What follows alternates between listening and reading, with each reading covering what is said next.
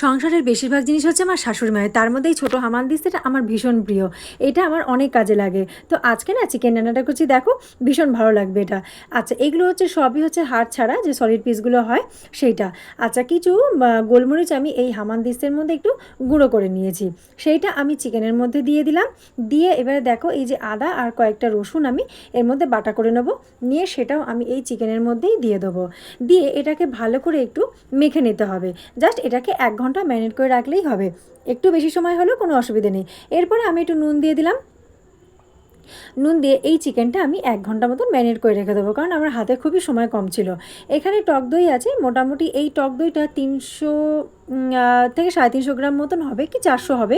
তো আমার পুরো টক দইটা লাগবে না, আমি এই সব টক দইটার মধ্যে আমি এই মশলাগুলো যেমন জিরে গুঁড়ো, ধনে গুঁড়ো, লঙ্কা গুঁড়ো, হলুদ। ধনে গুঁড়োটা একটু বেশি আছে, 1 টেবিল চামচ। আর লঙ্কা গুঁড়ো, হলুদ হচ্ছে পরিমাণ মতো, নুন পরিমাণ মতন, আর জিরে গুঁড়োটা হচ্ছে 1 চা চামচ। এইগুলো সব দিয়ে দিলাম। দিয়ে ভালো করে এই দইটাকে ফেটিয়ে নিয়ে 0.5 ঘন্টা রেখে দিতে হবে। এই দই ফাটানোটা কিন্তু মানে তুমি যে তরকারিতে দেবে না কেন সেই তরকারি কিন্তু স্বাদটা বেশ সুন্দর হয়ে যায়। আচ্ছা, এইটা আমি 0.5 ঘন্টা মতন ম্যারিনেট করে রেখে দেবো। দেখো চিকেনটা 1 ঘন্টা হয়ে গেছে, আমি ঢাকনাটা খুলে নিলাম। এই দেখো দইটা ম্যারিনেট করে নিয়েছি। এরপরে আরেকটু আমি নুন দিয়েছিলাম ওর মধ্যে, আর আমি না ভুলে গেছিলাম যে আগে আমি নুনটা দিয়েছিলাম কিনা, তো পরে আবার একটু নুন দিয়েছিলাম। এখানে পেঁয়াজ, ক্যাপসিকাম, টমেটো, লঙ্কা, এই যে দেখো চিলি চিকেনের মধ্যে সব কেটে নিয়েছি বড় বড় করে। আর টমেটোটা তোমার পেঁয়াজটা হচ্ছে একটা বড় পেঁয়াজ আর একটা হাফ পেঁয়াজ আমি নিয়েছি। আর ক্যাপসিকামটা হাফ নিয়েছি, টমেটো একটা বড় সাইজের টমেটো নিয়েছি। এইবারে সেগুলো সব কেটে রাখা হয়েছে। এবার কড়াইতে তেল দিয়ে দিলাম, সর্ষের তেল। সেই সর্ষের তেলের মধ্যে আমি চিকেনগুলো দিয়ে হালকা একটু ভেজে ভেজে নেব। তারপরে ওই সব সবজিগুলো ওর মধ্যে দিয়ে দিলাম, পেঁয়াজ, টমেটো, ক্যাপসিকাম, লঙ্কা দিয়ে ভালো করে একটু নাড়াচাড়া করে নিতে হবে। এই চিকেনের না যখন ভাজা হচ্ছিলো যে ফ্লেভারটা এত সুন্দর আসছিলো কি বলবো।